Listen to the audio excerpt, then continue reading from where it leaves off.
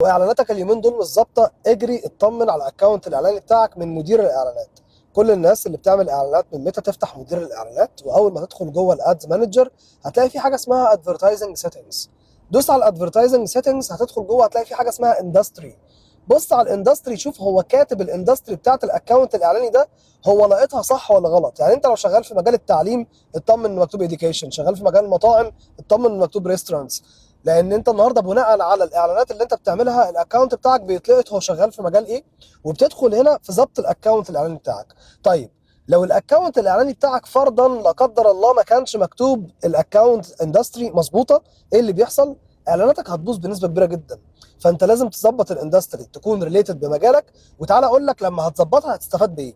رقم واحد، انت كده بتساعد الخوارزميات تفهم جمهورك اكتر، وبتحسن فهم خوارزمياتك للجمهور بتوعك، وبالتالي بتعمل نتائج اكبر بكتير. رقم اتنين، وانت بتفتح الاعلان الممول وانت بتعمل الاستهداف التفصيلي بيظهر لك اقتراحات وانت بتحط الاستهدافات. الاقتراحات دي برضو بتكون بناء على الاندستري اللي انت حاططها. رقم ثلاثة، وهو بيقترح عليك اصلا تبدا ببادجت كام، بيبدا يقارنك انت وسط الناس اللي شغالين كلكم في نفس المجال، وبالتالي بيديك الاقتراحات المموله اللي تبتدي بيها بكام.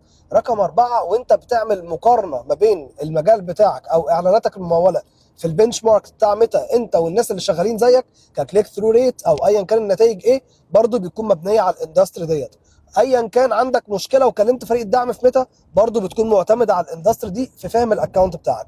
اظبط الاندستري وابعت الفيديو ده لاي حد بيعمل اعلانات مموله، وما تنساش تعمل سيف للفيديو ده ولايك عشان يظهر لك اي فيديو ينزل مني ان شاء الله لو انت مهتم بمحتوى الديجيتال ماركتنج.